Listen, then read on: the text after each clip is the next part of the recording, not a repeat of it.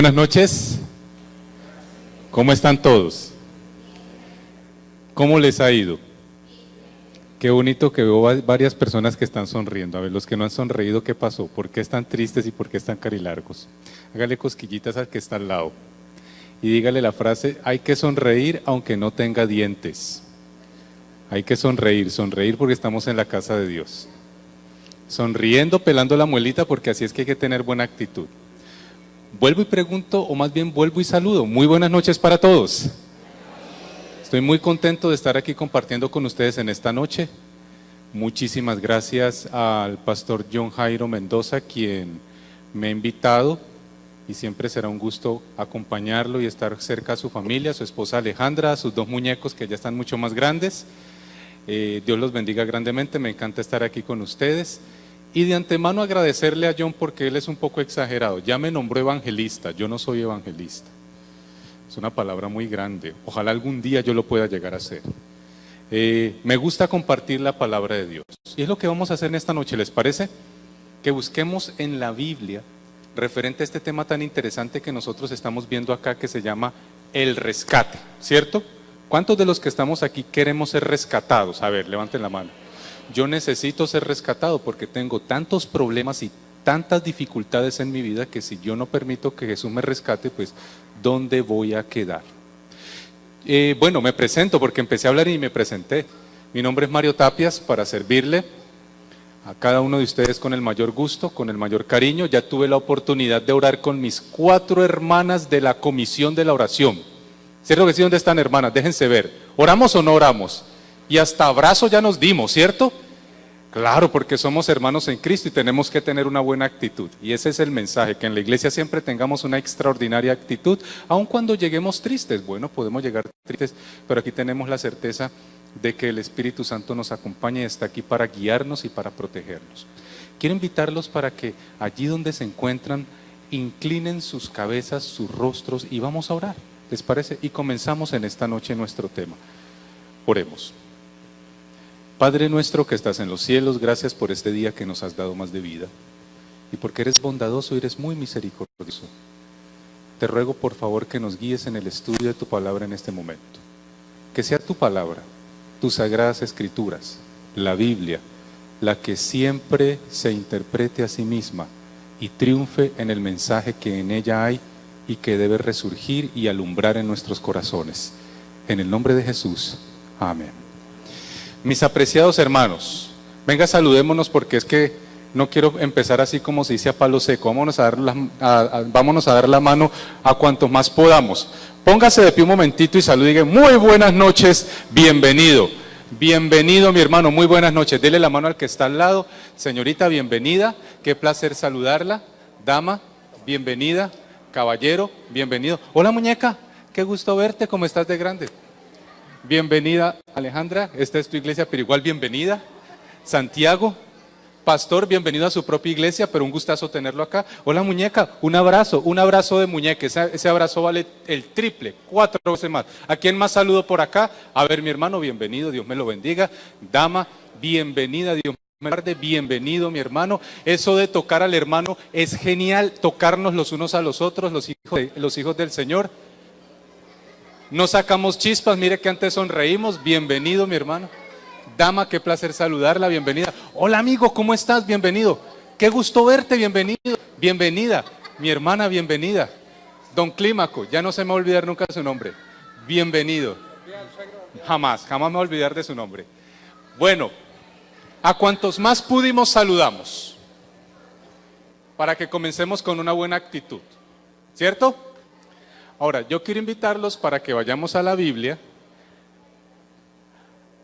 Sigan saludándose, tranquilo, no los voy a interrumpir, vea qué bonito. ¿Saben que la razón de ser de la iglesia es precisamente esta? Que las personas tengamos confraternidad unos con otros.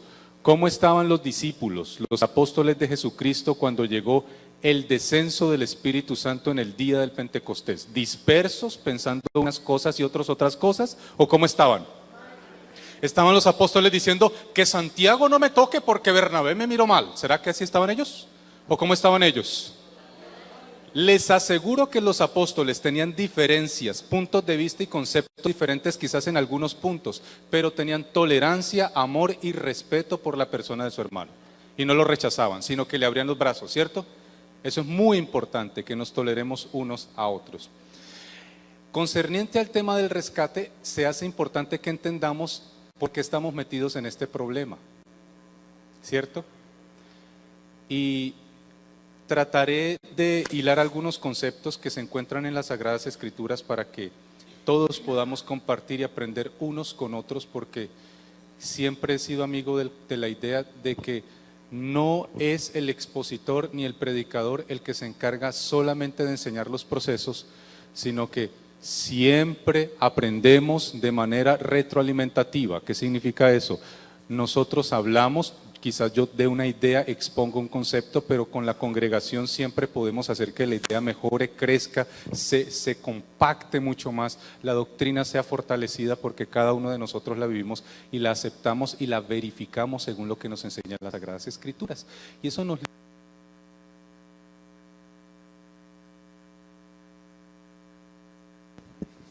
Y eso, muchas gracias, pastor. Y eso nos libra de un problema, y es que a veces las personas podemos caer en un error bien grande, y es considerar que por exponer algún concepto bíblico, entonces somos los dueños de dicho concepto o sabemos demasiado. Y en esta noche vamos a ver que hay un peligro grandísimo desde ese punto de vista, que Dios no quisiera que nosotros cayésemos en ese error. El hecho de que tú compartas, expongas, investigues o hagas partícipe de lo que tú consideras o has estudiado, has escudriñado en las Sagradas Escrituras, lo máximo que tú puedes llegar a ser en el reino del Señor se llama siervo, un facilitador, alguien que ayuda a los demás. Comprendemos el punto, ¿cierto? No alguien que debe presumir de lo que hace, porque la presunción es bastante delicada.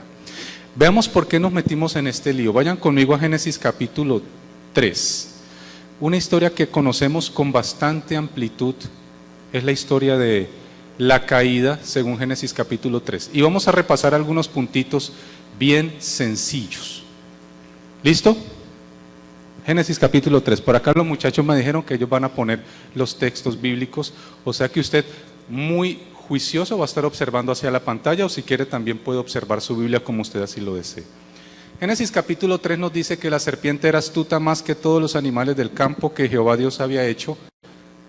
Obviamente no se está hablando de la serpiente en el sentido del animal creado, sino se está hablando de la serpiente tal cual nos lo menciona Apocalipsis capítulo 12, versículos 7 al 9, y entendemos que en ese contexto, si creemos que la Biblia se explica a sí misma, la serpiente es un símbolo ¿de quién? ¿De quién? De Satanás. O sea que la serpiente fue utilizada por Satanás. Hecho que parece obvio, pero quiero que comprendamos que lo obvio merece que nosotros lo investiguemos. A veces lo obvio no es tan obvio. A veces tendríamos que hacer doctorado en lo obvio. Hay cosas que son obvias y no las vemos, porque son tan obvias que nos pasan por delante y no las captamos. Además que es muy importante que utilicemos el referente bíblico. La serpiente, ¿qué le dijo a la mujer? Con que Dios os ha dicho, no comáis de ningún, ¿qué dice allí? Ayúdenme ustedes, ¿de ningún qué? Árbol de qué? Del huerto. Aquí comienza un asunto bastante interesante. Y es que la expresión que encontramos aquí, una de las primeras palabras que encontramos en el libro de Génesis es árbol. Y hoy vamos a hablar de árboles.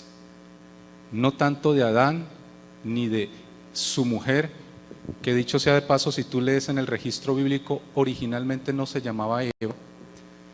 Si tú observas bien en los 3 primeros capítulos de Génesis, vas a descubrir que el nombre Eva lo adquiere posterior a la caída, y es porque Adán le vuelve a poner un nombre. ¿Habían caído en cuenta de ese detalle? Es muy importante.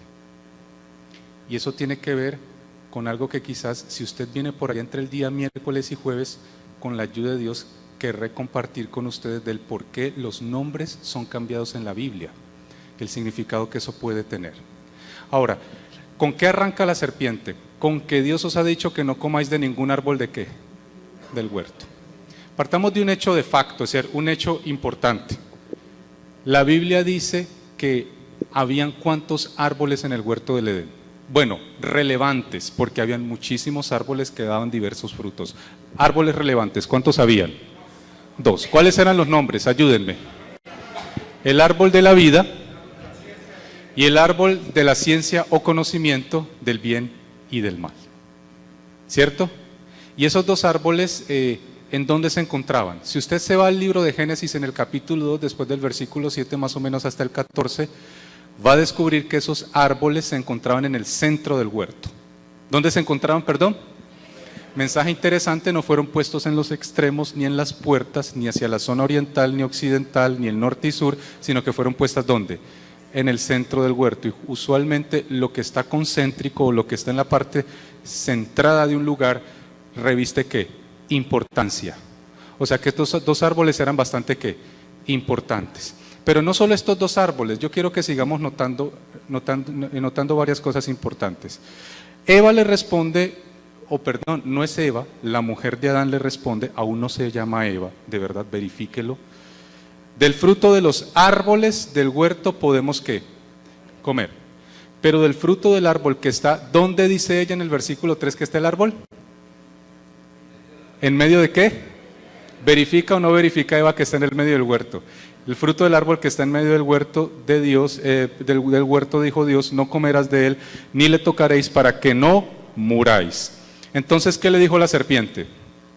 No qué, no moriréis, porque Dios sabe que el día que comáis de él serán abiertos vuestros ojos y seréis como ¿quién? Sabiendo qué cosa, conocedores o sabiendo el bien y del mal. ¿Y qué más nos dice la historia para que nosotros la podamos acortar y seguir con los siguientes puntos que quiero tratar en esta noche? ¿Qué hizo la mujer de Adán? ¿Qué hizo con el árbol prohibido? ¿Hizo caso o fue desobediente? ¿Y comió del árbol? Listo. Siguiente escena. Vayan conmigo allí mismo a Génesis capítulo 3. Y por favor pasen al versículo 7. ¿Lo tienen? ¿Listo? En el versículo 7 dice lo siguiente: entonces fueron abiertos los ojos de ambos y conocieron que estaban ¿cómo? Desnudos. Dicho sea de paso, en realidad Adán y su mujer no estaban desnudos. Pero como no es nuestro tema de estudio en esta noche, solamente quiero dejar la inquietud. Durante estas noches, Dios mediante, mostraremos bíblicamente por qué podemos decir que hay evidencia bíblica sostenible para mostrar que Adán y Eva en realidad no estaban desnudos. No obstante, si usted quisiese observar qué dice una autora muy importante para nosotros como adventistas del séptimo día, podemos citar lo que dice la señora Elena White en un libro que se llama Historia de la Redención y Patriarcas y Profetas. Ella menciona que efectivamente ellos no estaban desnudos, sino que tenían un halo de luz que les cubría. Sin embargo, me encantaría mostrar la evidencia bíblica, porque habrá quien en derecho pregunte: para mí eso no es suficiente evidencia, por cuanto aún no entiendo ni sé quién es esta dama llamada Elena White. Pero ¿será que ella dice algo que es congruente, que es sensato, que está relacionado con la Biblia, o es incoherente o va en contra de lo que enseña la Biblia? Me encantaría mostrarles con la Biblia que efectivamente, aunque ella lo asevera que ellos no estaban desnudos porque tenían un halo de luz, bíblicamente eso es demostrable. ¿Les gustaría? Bíblicamente es completamente demostrable. Muy interesante ese punto. El pastor dijo amén. Muy bien. Ahora, sigamos. Estábamos aquí en ¿cierto? Entonces fueron abiertos los ojos de ambos y conocieron que estaban ¿cómo? Desnudos. Entonces cosieron hojas ¿de qué? Otro árbol. Ahora, ¿qué árbol nos aparece? Yo quiero llamar su atención a un punto bien importante en los primeros capítulos de Génesis, para ser más específico en el capítulo 3. En el capítulo 2 se nos mencionan dos árboles con nombre específico: el árbol de vida o el árbol de la vida y el árbol del conocimiento del bien y del mal. Pero ¿cuántos árboles son? 2. Sin embargo, el siguiente árbol nombrado con nombre propio en las Escrituras o arbusto, ¿cuál es? La higuera. Y ténganlo en la mente, porque esa higuera no va a desaparecer de la historia bíblica, esa higuera va a volver a aparecer. Y llama mucho la atención lo siguiente: entonces cosieron hojas de higuera y se hicieron ¿qué cosa? Delantales. Eso en el versículo ¿qué? 7. Yo les pregunto, que se hayan hecho delantales con hojas de higuera, eso fue agradable para Dios, ¿cierto que sí? Pues parece ser que no, porque saltemos rápidamente al versículo 20 en adelante. No, pero para ser más específico, 22.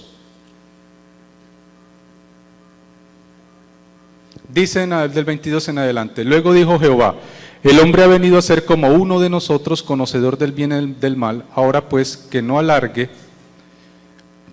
su mano, coma del árbol y viva para siempre. Y lo sacó Jehová del huerto de Edén para que labrara la tierra, la cual fue tomado. Echó pues fuera al hombre y puso querubines al oriente del huerto de Edén y una espada encendida que se revolvía por todos lados para guardar el camino al árbol de ¿qué? De la vida. Me pasé el 21, lean el 21 conmigo por favor, versículo 21. Y Jehová Dios hizo para el hombre y su mujer túnicas ¿de qué? De pieles y ¿qué más? Y los vistió. Túnicas de pieles y ¿qué? Y los vistió. Ahora, ¿qué se habían hecho ellos previamente? Delantales. ¿De qué arbusto? Realmente ¿de qué árbol? ¿Y la higuera qué árboles da? ¿Qué frutos da, perdón? Higos. ¿Cierto? Y a Dios le habrá agradado que ellos se hayan hecho esos delantales de arbusto de higo. Yo no creo, porque la Biblia dice que posteriormente lo que Dios hizo fue hacerles vestidos, pero ¿de qué cosa? De pieles. Ahora, nosotros decimos, esos vestidos fueron hechos de cordero. ¿Estamos de acuerdo o no? Piel de cordero. Y decimos rápidamente amén, pero tenemos un problema con Génesis. En ninguna parte de Génesis dice eso. Entonces vamos a ir entendiendo aspectos bien importantes. ¿En qué parte de Génesis dice que las pieles que se obtuvieron de allí sean de cordero? Pues no lo dice. Ahora tenemos otro problema. Si tú te vas a Levítico capítulo 6 y vas a descubrir y entre Levítico 5, 6 y 7 que existen animales sacrificiales, pero no solamente los corderos hacían parte de los animales que podían ser utilizados para ser sacrificados. Sin embargo, les voy a dar un detallito bien interesante respecto a esto. Si tú te vas, por ejemplo, al libro de Apocalipsis capítulo 13, versículo 8, Apocalipsis capítulo 13, versículo 8, la Biblia nos empieza a dar algunas pistas bastante interesantes. La Biblia dice, por ejemplo, que Jesús, el Hijo de Dios, es el Cordero inmolado ¿desde cuándo? Desde la fundación del mundo. Y entonces empezamos a tener pistas de que, si bien es cierto, Génesis no nos dice puntualmente que los corderos fueron los animales donadores de la piel, podemos inferir, porque creemos que la Biblia es un compendio que explica una cosa en el libro de Génesis, pero Éxodo también lo explica, Levítico también lo explica. Es decir, creemos nosotros que los 66 libros de la Biblia fueron inspirados por la misma mente maestra. ¿Quién fue la mente maestra inspiradora de las Sagradas Escrituras? El Espíritu Santo. O sea, que el Espíritu Santo que habrá inspirado para que se recordase la historia del huerto de Edén y eventualmente Moisés escribiese que fueron hechas túnicas de pieles para Adán y su mujer, será ese mismo Espíritu Santo el que nos dice en Apocalipsis 13:8 que Jesús es el Cordero inmolado de la fundación del mundo. O sea, que pudiésemos nosotros inferir correctamente que, si bien es cierto Génesis no nos dice puntualmente que es cordero, podemos inferir que son corderos. Ahora, hay otro detalle bien importante. ¿Hizo túnica de piel o túnicas de pieles? Ahora, otro aspecto que también pudiésemos inferir: ¿quién mató a los animales? Bueno, el asunto es el siguiente. Una pregunta retórica, una pregunta racional para que nosotros nos la hagamos. ¿Quién pecó? ¿Adán, su mujer o Dios? Unas dicen Eva y la culpan solo a ella, ¿no? Pero les tengo un detalle, váyase a Génesis capítulo 5, versículo 1 y 2 y va a descubrir que Adán es un nombre integral tanto para él como para su mujer. O sea que si yo digo que Eva fue solo la que pecó, ¿cierto? No estoy teniendo en cuenta que para los ojos de Dios, Adán y su mujer, según también nos dice claramente en las mismas Sagradas Escrituras, eran una sola ¿qué? Y eventualmente, ¿cuál fue la decisión que tomó Adán cuando vio que su mujer había pecado? ¿Comió también de qué? O sea que, ¿quién pecó? ¿El hombre como raza humana o Dios? Ahora pregunta retórica, de sentido común. Si el que pecó fue el hombre, ¿el que tiene que matar es Dios? Ahora pensemos en Dios como un gran maestro y pedagogo. Todo lo que Dios hace es porque es un profesor. Si hay algo que a Dios le encanta hacer es ser maestro. Y ser profesor implica que nosotros tenemos que utilizar muchas herramientas para enseñar a nuestros estudiantes. Una herramienta que Dios utilizó para que el hombre entendiese la dinámica del pecado fue lograr que el hombre tuviese que sentir dolor en el momento de que un animal inocente muriera. Y le voy a explicar por qué, se lo voy a compartir. Porque cuando Adán y su mujer iban y sacrificaban animales, y ya estoy diciendo que fue Adán y su mujer, eventualmente es lo más probable, Adán y su mujer eran los que sacrificaban los animales, ellos sacrificaban no desde la perspectiva ni el contexto que nosotros lo hacemos hoy. Para nosotros es perfectamente normal ir a una carnicería y comprar carne porque nosotros no vimos al animal sufrir cuando lo sacrificaron. De paso, para nosotros eso no nos genera a nosotros ningún tipo de sensibilidad, pero permítame decirle algo. En el contexto de Adán y su mujer, Adán y Eva, ellos jamás habían visto muerte, nunca habían visto angustia, agonía, sangre derramada y mucho menos se les había atravesado por la cabeza que un animal existía para comérselo, ni mucho menos para degollarlo, porque los animales fueron creados para ser parte del desarrollo psicoemocional y psicosocial del individuo. Es decir, los animales hacen parte de la estabilidad, incluso de la sanidad mental del ser humano, no para que no los comamos, sino para que los mismos hagan parte integral de nuestro hábitat. Pero los seres humanos los degluimos. Comprendemos el punto. Así que cuando Adán y su mujer iban y sacrificaban los animales, ¿cómo creen ustedes que se sentían? ¿Sentían que alguien inocente estaba muriendo y que no lo merecía? ¿Sí o no? ¿Estaban aprendiendo algo? ¿Sí o no? Estaban aprendiendo la pedagogía del dolor a través de asesinar a un inocente. Porque llegaría el momento en que el inocente real, el más grande inocente existente en el universo, vendría a morir ¿por quién? Por nosotros. ¿Y quién eres inocente? La persona de Jesús. Tenemos entonces para hacer la retroalimentación 3 árboles. El primer árbol, ¿el árbol de qué? De la vida. El segundo árbol, ¿el árbol de qué? De la ciencia, del bien y de qué más? Y del mal. ¿Y qué tercer árbol aparece en la Biblia? El tercer árbol nombrado por nombre propio. ¿La qué? La higuera. Yo quiero que vaya conmigo un momentito al Evangelio según San Marcos, para que note un detalle bastante interesante respecto a la higuera.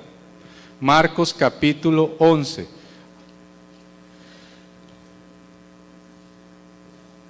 Desde, a ver si mal no me acuerdo, más o menos desde el versículo 20.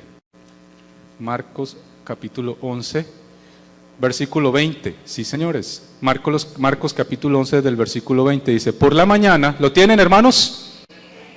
Póngale atención para que hilemos fino. Marcos capítulo 11, versículo 20 en adelante. Por la mañana, al pasar junto al árbol de mango, vieron que se había secado de raíces. ¿Amén? ¿El árbol de mango? Perdón, hermanos, que tengo una miopía que me acaban de diagnosticar hace unos días. Unas gafas que me preste, por favor, Pastor John. Por la mañana, al pasar junto a la higuera, vieron que se había secado desde las raíces. Entonces Pedro, acordándose, le dijo: Maestro, mira, la higuera que maldijiste se ha ¿qué? Secado. Respondiendo Jesús, le dijo: tened fe ¿en quién? En Dios. De cierto os digo que cualquiera que diga este monte, quítate y arrójate en el mar, y no duda en su corazón, sino que cree, será hecho lo que dice, lo que diga, que sea hecho. Quiero preguntar, ¿qué arbusto fue el que maldijo Jesús porque no dio fruto? ¿Y qué arbusto fue el que Jesús les quitó, o Dios les quitó en el principio en el libro de Génesis? Porque ese arbusto no les iba a dar fruto. No sé si me hago entender la metáfora. El arbusto que ellos usaron para sacar las hojas en el libro de Génesis, ¿cuál fue? La higuera. Y el arbusto que nuevamente Jesús, ya caminando sobre la tierra, no como el Dios omnipotente observable, mostrando su poderío, sino como el Dios hecho hombre, humilde y humanado. ¿Cuál fue el árbol que él maldijo? La higuera otra vez. O sea que la higuera tiene una connotación bíblica bastante interesante en este aspecto. Aquello que parece ser que no da el fruto suficiente. Y la higuera es antagónica de otro arbusto. ¿Cuál será el arbusto que Dios utiliza para hablar de sí mismo?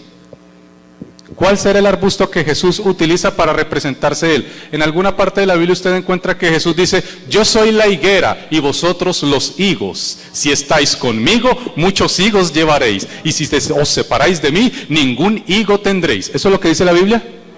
No. Parece ser que en el orden de vidas bíblico y en los gustos del Señor Jesús, desde el mismo libro de Génesis, para darnos una enseñanza, la higuera no es el arbusto escogido, sino ¿cuál? La vid. Y para ello vamos a ver lo que nos dice Juan. Juan capítulo 15, vamos a ver si es cierto. Juan capítulo 15, vaya conmigo, Juan capítulo 15. ¿Vamos claros, hermanos, o no? ¿Cuál es el tercer arbusto en el Génesis nombrado por nombre propio? La higuera. ¿Cuál fue el arbusto utilizado por Adán y su mujer para cubrirse? La higuera. ¿Y cuál fue el arbusto o árbol que Jesús maldijo porque no llevó fruto según el libro de Marcos? La higuera. ¿Y cuál es el árbol o arbusto que Jesús utiliza para hablar de él? ¿La higuera o la vid? ¿Será que eso tiene algún sentido o será que fue puesto en la Biblia porque sí? Vea lo que dice Juan capítulo 15. Juan capítulo 15 es una declaración bien interesante. Jesús dice de sí mismo, yo soy la higuera verdadera. Amén. ¿Cuántos dicen amén? Aleluya, gloria a Dios. ¿Qué dice Jesús? Yo soy ¿qué cosa? La vid ¿qué? Verdadera. Y mi Padre es el ¿qué? El labrador. Todo racimo o pámpano que en mí no lleva fruto, o toda rama, lo quitará, y todo aquel que lleva fruto lo limpiará para que lleve más ¿qué? Más fruto. El pámpano es la rama, es decir, cuando se limpia el pámpano, ¿qué es? Cuando quitas ¿qué cosa? Los racimos que están colgando ¿de dónde? De la higuera, perdón, ya me enredé yo, de la vid, ¿cierto? Ya vosotros estáis limpios por la palabra que os he dado, permaneced en mí y yo en ¿quién? En vosotros, como la rama no puede llevar fruto por sí sola, si no permanece pegada a ¿qué cosa? Así tampoco vosotros, si no estáis pegados o si no permanecéis en ¿quién? En mí. Versículo 5. Yo soy la higuera. No, ¿dice qué cosa? Yo soy ¿qué? La vid. Vosotros sois las ramas o los pámpanos. El que permanece en mí y yo en él, este lleva ¿cuánto fruto? Mucho fruto, porque separados de mí, nada podéis ¿qué? Nada podéis ¿qué? ¿Cuál será el árbol que Jesús utiliza o el arbusto que Jesús utiliza para simbolizarlo o para simbolizar su propia existencia? ¿La higuera o la vid? La vid. Entonces tenemos un cuarto árbol. ¿Cuál es el cuarto árbol o arbusto? La vid. Entonces, ¿cuántos árboles tenemos? Número 1, el árbol de ¿qué? De la vida. Número 2, el árbol del conocimiento del bien y del mal. El árbol número 3, ¿cuál es? La higuera. Y el árbol número 4, ¿cuál es? La vid. ¿Cuál es el árbol del cual Adán y su mujer las hojas para cubrirse? La higuera. ¿Cuál es el árbol del cual Jesús dice que lo maldice por cuanto no lleva fruto? La higuera. Pero ¿cuál es el árbol que Jesús tipifica o simboliza que es el mismo? La vid. Ahora, a mí me llama mucho la atención lo siguiente. ¿Quién será o a quién tipificará el árbol de la vida y el árbol de la ciencia del bien y del mal?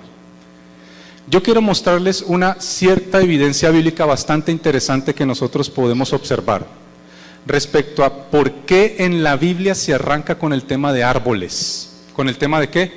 Árboles. Y para ello le vamos a pedir permiso a las mismas escrituras para que nos ayuden a entender este asunto. Quien nos va a ayudar en este momento es el profeta y escritor Daniel, que escribió más o menos en el siglo VI antes de Cristo un libro que lleva su nombre. ¿El libro de qué? De Daniel. Vamos a ver qué nos dice Daniel. Vamos a Daniel capítulo 4. Pero antes de ir a Daniel capítulo 4, yo quiero que vaya conmigo a Salmos capítulo 1, versículo 1 al 3. Salmos capítulo 1, versículo 1 al 3. Salmos capítulo 1, versículo 1 al 3. Yo quiero que noten cómo habla David en el Salmo capítulo 1. Si lo tienen, dicen amén, por favor. Salmos capítulo 1, versículo 1 al 3. Bienaventurado el varón que no anduvo en consejo de malos, ni estuvo en camino de ¿qué? De pecadores, ni en silla de burladores, de mofadores, de escarnecedores se ha sentado, sino que en la ley de Jehová está ¿qué? su delicia, y en su ley medita de día y de noche. Será como qué, como árbol plantado junto a corrientes de agua que da su fruto a su tiempo y su hoja no cae, y todo lo que hace, ¿qué pasará con ello? Quiero preguntar, según dice el libro de Salmos, escrito varios de esos salmos por el rey David, porque no todos los salmos son escritos por David, este específicamente el 1 muy posiblemente sí es escrito por él. Según David, en este capítulo 1, versículo 1 al 3, ¿con quién compara a Dios al que es justo, fiel y leal a su palabra? ¿Con qué? ¿Con un? O sea que podríamos decir que en la Biblia se comparan las personas con árboles, ¿o no? Sí, pudiéramos decirlo, pero esa no es evidencia suficiente, es solo un versículo. Déjenme decirles que hay innumerable cantidad de versículos sobre ello, pero si me permiten mostrarle otro versículo que creo que es mucho más contundente, ese sí lo vamos a encontrar en el capítulo 4 del libro de Daniel. Daniel capítulo 4, vaya conmigo. Allí usted va a encontrar algo bien interesante, un sueño que tuvo Nabucodonosor. ¿Se acuerdan del rey Nabucodonosor? ¿Sí o no? Y yo quiero que leamos un poquitín de este sueño que tuvo Nabucodonosor, rey de Babilonia. Daniel capítulo 4, versículo 10 en adelante. Nabucodonosor intenta que varios adivinos y varios magos le interpreten el sueño, pero miren lo que va a pasar. Daniel capítulo 4, versículo 10. Estas fueron las visiones de mi cabeza mientras estaba en mi cama. ¿Quién va a hablar allí? Daniel. Vamos al versículo 11. Me parecía ver en medio de la tierra un árbol cuya altura era ¿qué? ¿Qué soñó Nabucodonosor, perdón? ¿De qué estamos hablando esta noche? De árboles. ¿Y qué soñó Nabucodonosor? Un árbol. Crecía este árbol y se hacía fuerte. ¿Y qué más? Y su copa llegaba ¿hasta dónde? Hasta el cielo, y se le alcanzaba a ver desde todos los confines ¿de dónde? De la tierra. Se le alcanzaba a ver desde todos los confines de la tierra. ¿Qué más dice allí en el versículo 11? En el versículo 12. ¿Su follaje cómo era? Yo quiero que hagamos algo muy importante. Voy a volver a leer este texto porque vamos a compararlo a ratito con otro texto bíblico. Ustedes me dirán si hay similitud o no hay similitud. Pónganle mucha atención, pónganle mucha atención. Dice Nabucodonosor desde el versículo 10, estas fueron las visiones de mi cabeza mientras estaba en mi cama. Me parecía ver en medio de la tierra un árbol cuya altura era como grande. Crecía este árbol y se hacía fuerte, y su copa llegaba hasta el cielo, y se lo alcanzaba a ver desde todos los confines de la tierra. Su follaje era hermoso. ¿Cómo era su follaje? Hermoso. Su fruto ¿cómo era? Abundante, y había en él alimento ¿para quiénes? Para todos. Debajo de él a su sombra se ponían las bestias del campo, en sus ramas anidaban las aves del cielo, y se mantenía de él todo ser viviente. Vi en las visiones de mi cabeza mientras estaba en mi cama que un vigilante y santo descendía del cielo y clamaba fuertemente y decía así, mucha atención. ¿Qué dijo el vigilante y santo según lo que vio Nabucodonosor? Derribad el árbol y cortad ¿qué cosa? Sus ramas. Quitadle ¿qué cosa? El follaje, y dispersad su fruto. Váyanse las bestias que están debajo de él y las aves de sus ¿qué? De sus ramas, mas la cepa de sus raíces dejaréis en la tierra, con atadura de hierro y de bronce entre la hierba del campo, que lo empape el rocío del cielo, y con las bestias sea su parte entre la hierba de la tierra. Versículo 16, mucho cuidado con el 16, dice, su corazón de hombre se ha cambiado y les ha dado corazón ¿de qué? De bestia. Y pasen sobre él ¿cuántos tiempos? 7 tiempos. La sentencia es por decreto de los vigilantes y por dicho de los santos esta resolución, para que conozcan los vivientes que el Altísimo gobierna el reino de los hombres, que a quien quiere le da y a quien quiere lo da, sobre él constituye al más humilde ¿de quién? De los hombres. Ahora, ¿qué significa el sueño de Nabucodonosor? No es nuestro objeto de estudio en esta noche identificar todos los aspectos puntuales del sueño de Nabucodonosor, aunque sería muy interesante. Sin embargo, sí permítanme decirles lo que dice a partir del versículo 21 del capítulo 4. Nabucodonosor sueña un árbol gigante cuyo follaje llega hasta el cielo, tiene grandes frutos, los animales se hacen debajo de sus ramas, las aves del cielo anidan en él. ¿El árbol es feo o es hermoso? Y llega un decreto de un vigilante y santo que ordena que lo corten, y corten ¿qué cosa? Sus ramas. Ahora, miren lo que pasa en el versículo 21 y 22. Voy a leer desde el 20. El árbol que viste que crecía y se hacía fuerte, cuya copa llegaba hasta el cielo, que se veía desde los confines de la tierra, cuyo follaje era hermoso y su fruto abundante, en el que había alimento para todos, debajo del cual vivían las bestias del campo y en cuyas ramas anidaban las aves del cielo. Versículo 22. ¿Qué dice el versículo 22? Ayúdenme ustedes. Ayúdenme ustedes. ¿Qué dice, perdón? Tú mismo eres, oh rey, que creciste y te hiciste fuerte, pues creció tu grandeza y ha llegado hasta el cielo y tu dominio hasta los confines ¿de qué? Quiero preguntar, cuando Dios trajo juicio sobre Nabucodonosor, ¿qué tipo de visión le dio para que él se diera cuenta que había sido juzgado por el cielo e iba a recibir un castigo por 7 tiempos? ¿Él soñó con qué cosa? Y cuando Daniel le hizo la interpretación profética, ¿qué le dijo? Tú eres esa ramita o tú eres aquel árbol completo. ¿Era qué? Quiero preguntar, en las descripciones que encontramos en el capítulo 4 de Daniel, ¿el árbol era humilde o era un árbol soberbio? Vuelve a aparecer árboles en la Biblia. ¿Será que la Biblia me da a entender que los árboles son comparados con personas o con individuos? ¿Sí o no? ¿Ustedes qué dicen? Volvamos y hagamos la retroalimentación. Jesús dice, yo soy vid. ¿Se compara a Jesús con un árbol? ¿Sí o no? Ahora, Daniel dice, tú, oh rey, eres aquel árbol que tú soñaste. Ay, ¿con qué lo comparó Dios entonces en el sueño de Nabucodonosor? Con un árbol. ¿No será que en la Biblia el árbol de la vida y el árbol del conocimiento del bien y del mal tipifican o simbolizan a 2 personas diferentes que son antagónicas y que están en alguna lucha? ¿Sí o no? ¿Será que sí o será que no? El asunto es que es más fácil conectar y comprender cómo el árbol de la vida representa a la persona de Jesús, por cuanto encontramos en la Escritura afirmaciones como las siguientes. Juan capítulo 14, versículo 6, Jesús dice lo siguiente: yo soy el camino, ¿y qué más? Y la verdad, ¿y qué más? Y la vida. Nadie viene al Padre si no es por ¿quién? Jesús dice en Juan capítulo 11, versículo 25, frente a la tumba de Lázaro, yo soy la resurrección, ¿y qué más? Y la vida. Nadie viene al Padre si no es por ¿qué? Si no es por mí. Otra vez vuelve a utilizar que la expresión que Él es la vida, ¿sí o no? En Juan capítulo 10, en los primeros 6 versículos, Jesús dice claramente que Él da su vida porque nadie se la puede quitar a menos que Él la entregara, y Él tiene el poder para darla y volverla ¿a qué? A tomar. Y según nos dice a nosotros Colosenses capítulo 1, versículo 15 al 17, Colosenses capítulo 1, versículo 15 al 17, el creador de todo cuanto existe es la persona del Hijo, porque el Padre le plujo, le complació que su Hijo fuese el creador de todo cuanto existe. Entonces quiero preguntar, ¿hay más formas de conectar el árbol de la vida con la persona de Jesús? ¿Sí o no? En última instancia, ¿qué era lo que hacían Adán y su mujer cuando comían del árbol de la vida? Perpetuaban su existencia ¿sobre qué? Sobre la tierra. Y en el momento en que ellos pecaron, hubo querubines y una espada revoloteante que impidió que ellos llegasen hacia el árbol ¿de qué? De la vida. ¿A quién representará entonces el árbol de la vida?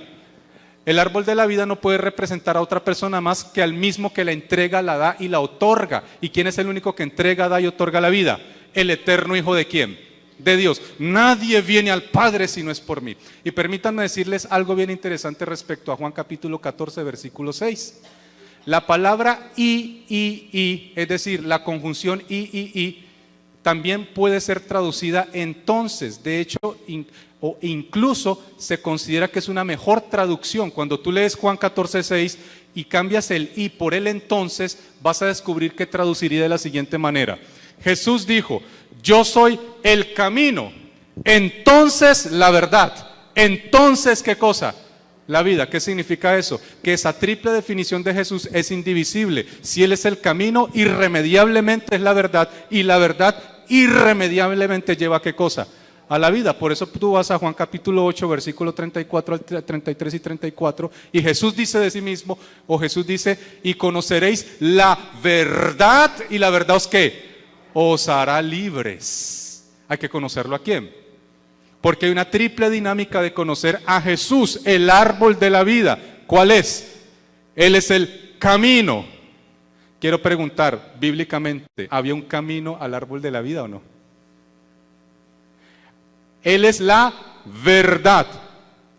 Pregunto, ¿hubo una verdad que se declaró por parte del cielo en el huerto de Edén, pero decidieron desobedecerla Adán y su mujer? ¿Sí o no? Y yo soy la vida. Quiero preguntar, ¿la vida de Adán y Eva quedaron cortadas por cuanto se separaron del árbol de la vida? ¿Sí o no? Qué curiosa metáfora, porque tú te vas a Juan capítulo 15, versículo 1 al 5, Jesús dice claramente en el versículo 5 de Juan 15, separados de mí, nada podéis hacer. Pregunto, ¿por qué será que nosotros seguimos muriéndonos? ¿No será porque ya no tenemos acceso al árbol de la vida? Porque Jesús quitó ese acceso por cuanto Él dijo, no sea que estiren su mano, tomen del árbol, coman de él y vivan ¿para qué? Para siempre. Entonces, ¿será que el árbol de la vida representa a Jesús o no representa a Jesús? Yo creo que hay demasiada evidencia que muestra que sí lo representa a Él. Pero entonces tenemos un lío. ¿Cómo demostramos en la Biblia que el árbol antagónico, contrario, enemigo, que es el árbol de la ciencia del bien y del mal, representa a Satanás? ¿Será que hay alguna forma de conectarlo bíblicamente? Creo que sí, pero para ello tenemos que recordar muy bien lo que nos dice el libro de Daniel en el capítulo 4. No quiero hacer esta explicación o este compartir de la Biblia sin preguntar primero si estoy siendo lo suficientemente claro. ¿Voy claro, mis hermanos, sí o no? ¿Vamos claros o no? ¿Vamos claros? ¿Será importante entender el tema de los árboles en la Biblia, sí o no? Importantísimo. Y les digo otro datito, porque en el libro de Apocalipsis, en el capítulo 22 y en el versículo 16, aparece otra vez el árbol de la vida y dice que aquellos que sean salvos podrán comer ¿de qué? De su fruto, y sus hojas son para sanidad ¿de qué?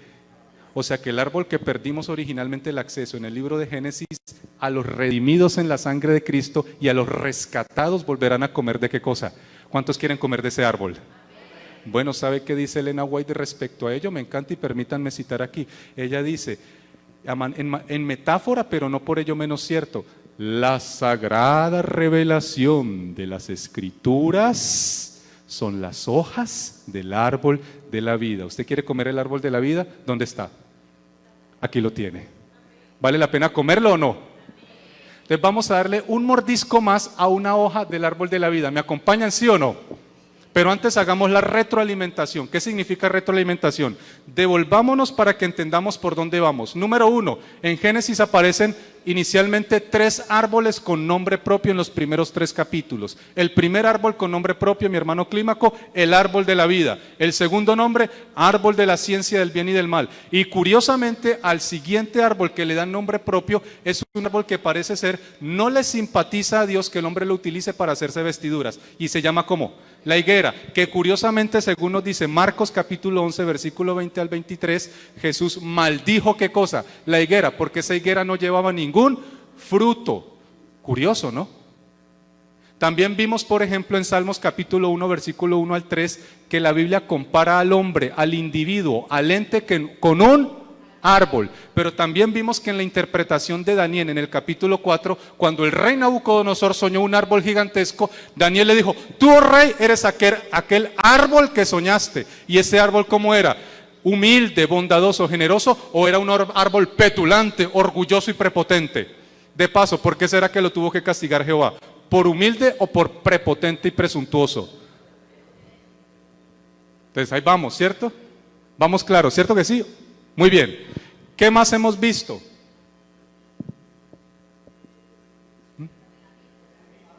Que la vid representa a quién. Y que separados de Jesús nada podemos ¿qué? Muy bien. Ok, ¿hay suficiente evidencia que conecte el árbol de la vida con Cristo Jesús? Sí, lo conecta bastante y bastante bien. Pero el problema o el dilema sería cómo nosotros pudiésemos mostrar que el árbol de la ciencia del bien y del mal es un símbolo del enemigo. Pero también hay otro problema, porque un símbolo del enemigo tendría que estar en el huerto de Edén, en un lugar donde no había pecado. Para eso tenemos que venir cada noche, porque es que todo no podemos ir, porque después les caigo gordo y dicen, habla mucho y no volvemos. Vean lo que dice aquí. Vayan conmigo, por favor, al libro de Ezequiel. Ezequiel nos va a ayudar. Ezequiel tiene un capítulo que generalmente lo leemos y es posible que se nos pase por alto porque nos concentramos demasiado solamente en una parte del texto de Ezequiel que es ampliamente utilizado para hablar del origen del enemigo. Pregunto a mis hermanos, amigos y visitas en esta noche, ¿cuál será el capítulo ampliamente utilizado en la Biblia para hablar acerca del origen de la caída de un ángel excelso y luminoso? ¿Cuál será ese capítulo? ¿El capítulo qué? Ezequiel capítulo 28. Vamos a Ezequiel capítulo 28. Tenga en mente la descripción que se dio de Nabucodonosor en el capítulo 4 de Daniel. Tenga en mente. ¿Listo? Y ahora leamos el capítulo 28. Voy a leer, por ejemplo, desde el versículo 1 hasta el 3 y luego paso al 11 en adelante. Dice, vino a mí palabra de Jehová y dijo, hijo de hombre, di al gobernante de Tiro, así ha dicho Jehová el Señor, tu corazón se llenó ¿de qué? De bondad y generosidad. Amén. ¿De eso se llenó su corazón? ¿Se llenó de qué? De soberbia. Y dijiste en tu corazón, yo soy Dios. ¿Qué dijo en su corazón? Yo soy un Dios y estoy sentado en el trono de Dios en medio de los mares. Versículo 12. Pero tú eres hombre y no Dios y has puesto tu corazón como el corazón de un Dios. ¿Cómo arranca Ezequiel capítulo 28? ¿Qué se estaba creyendo el rey de Tiro? ¿Qué era qué cosa? Pero usted dirá, ay, están hablando del rey de Tiro, eso es a un rey al cual están hablando, pero váyase al 11, pasemos al 11 por razón de tiempo. Miren lo que dice el versículo 11. Vino a mí palabra de Jehová diciendo, hijo de hombre, entona lamentación, endecha, refranes sobre el rey de Tiro y dile lo siguiente, así ha dicho Jehová Dios. Tú eras el sello ¿de qué? De la perfección. ¿Qué más? Lleno de sabiduría y acabado en hermosura. ¿Se parece o no se parece a la descripción que encontramos en el libro de Daniel respecto a Nabucodonosor? ¿Sí o no? ¿Se parece o no? En Edén, en el huerto de Dios, ¿qué? Estuviste. De toda piedra preciosa fue tu vestidura, cornerina, topacio, jaspe, crisólito, berice, zafiro, carbunclo, esmeralda, oro. Los primores de tus tamboriles y las flautas fueron puestos o preparados para ti en el día de tu creación. Versículo 14, ojo con el 14, dice, tú querubín grande y qué más. Ahora, aquí pasa algo muy interesante, ya no está hablando del rey de Tiro, sino que está hablando de alguien que está en una categoría diferente. Porque el rey de Tiro, por más poderoso que fuese, no estaba en la categoría angélica. Él no era de las huestes angelicales. Sin embargo, en el versículo 14 lo llama como, tú querubín ¿qué? Grande y protector, yo te puse en el santo monte de Dios. Otro aspecto muy importante, el rey de Tiro nunca estuvo en el santo monte de Dios. Si usted lee muy bien las escrituras y busca a qué se refiere el santo monte de Dios, el mismo es una representación del lugar de gobierno del mismo Jehová de los ejércitos. Y no podemos pretender que un mortal llamado rey de Tiro estuvo allí. Lo que nos está dando a entender la Biblia es que arranca hablando del rey de Tiro, pero aquí ya no nos está hablando del rey de Tiro, sino que nos está hablando ¿de quién? De un ángel que corrompió ¿qué? Su corazón. ¿Y cómo llamamos ese ángel hoy día? Satanás. Dice el versículo 15, perfecto eras en todos tus caminos, desde el día en que fuiste creado. Otra evidencia bastante interesante, no dice que nació de mujer, ni que tenga un origen natural dentro de la especie humana, sino que fue ¿qué? Creado. Y si tú te vas al libro de Colosenses, capítulo 1, versículo 15, Colosenses 1:15, allí dice claramente que las huestes, dominios y potestades, entiendas el lenguaje que Pablo utiliza para referirse a los ángeles, dice que los ángeles fueron creados. Es decir, que este personaje que se está hablando aquí, ¿es un ser humano o es un ser celestial? Hay evidencia allí para mostrar que no se está hablando ya del rey de Tiro, sino que se está hablando ¿de quién? Del querubín caído o un ángel rebelde. Versículo 16, a causa por la multitud de tus contrataciones te llenaste de iniquidad y pecaste, por lo cual te eché del monte de Dios, oh querubín, ¿qué? Protector. ¿De dónde lo echó Dios? ¿Se parece o no se parece a la descripción del libro de Isaías? ¿Sí o no? Pero yo no les quería mostrar solo este. Voltee la página y váyase a Ezequiel 31, por favor. Y usted conmigo va a leer de manera paralela el capítulo 28 de Ezequiel lo va a tener en mente, en su casa lo va a poder leer con más detenimiento y compárelo por favor con Ezequiel capítulo 31. Y yo quiero que note un detalle bien interesante que quizás se nos ha pasado por alto mucho tiempo. Miren lo que dice aquí. Versículo 31. Aconteció en el año 11, en el mes tercero, el día primero del mes, que vino a mi palabra de Jehová diciendo: Hijo de hombre, di al faraón de Egipto, ya no es al rey de Tiro, ahora al faraón y a su pueblo: ¿a quién te comparaste en tu grandeza? He aquí el asirio, era el asirio un cedro en el Líbano de hermosas ramas, frondoso ramaje y gran altura, su copa llegaba hasta las nubes. ¿Se parece o no se parece a la descripción de Daniel capítulo 4? Quiero preguntar, ¿Ezequiel 28 habla de un querubín? ¿Sí o no? Pero Ezequiel 31 habla de un querubín o habla de un árbol. Y compare a ver si el lenguaje no se parece. Siga leyendo conmigo. Las aguas lo hicieron crecer, lo encumbró el abismo, sus ríos corrían alrededor de su pie, y a todos los árboles del campo enviaba sus corrientes. Por tanto, se encumbró su altura sobre todos los árboles del campo, y se multiplicaron sus ramas, y a causa de las muchas aguas se extendió el ramaje que había echado. En sus ramas hacían nido todas las aves del cielo. Lenguaje de Daniel, ¿sí o no? En sus ramas hacían nido todas las aves del cielo, debajo de su ramaje parían todas las bestias del campo, y a su sombra habitaban muchas naciones. Versículo 7, se hizo pues hermoso en su grandeza con la extensión de sus ramas. ¿Se parece o no se parece? ¿Hay similitud o no hay similitud? Se hizo pues hermoso con la extensión de se hizo hermoso en su grandeza con la extensión de sus ramas, porque su raíz estaba junto a aguas abundantes. Los cedros no lo superaron en el huerto de Dios. Los cipreses no fueron semejantes a sus ramas, ni los castaños fueron semejantes a su ramaje. Ningún árbol del huerto de Dios fue semejante a él en su hermosura. Quiero preguntar, este cedro del Líbano del cual se está hablando aquí, en Ezequiel capítulo 31, este cedro del Líbano, ¿dónde está metido, perdón? ¿Dónde dice que está? ¿En el huerto de quién? ¿En el huerto de quién? De Dios. ¿Y cuál es el huerto de Dios? ¿Es el huerto de qué? De Edén. Y está hablando que es un árbol, sigue diciendo, versículo 9, lo hice hermoso con la multitud de sus ramas, y todos los árboles de ¿dónde, perdón? Que estaban en el huerto de Dios tuvieron de él ¿qué?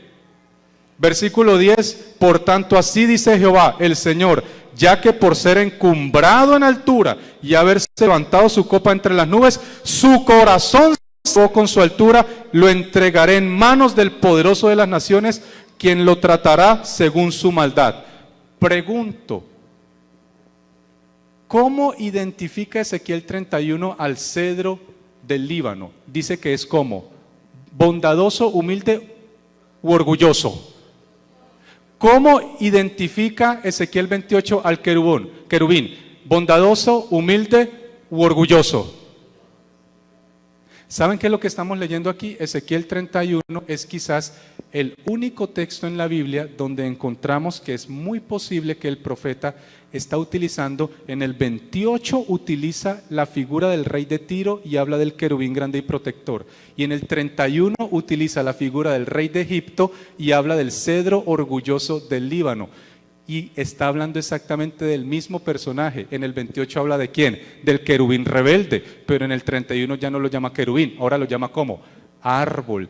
Y en el huerto del Edén había un árbol que era el árbol de la ciencia del bien y del mal, ¿sí o no? O sea que estamos hablando que encontramos la evidencia bíblica que nos permite comprender que la Biblia sí tiene conexiones que nos permite entender que el árbol del huerto, llamado de la ciencia del bien y del mal, representaba el carácter de ¿quién? ¿El carácter de quién? De Satanás. Y el árbol de la vida representaba el carácter de ¿quién? Y los dos árboles eran antagónicos, contrarios el uno ¿a quién? Al otro.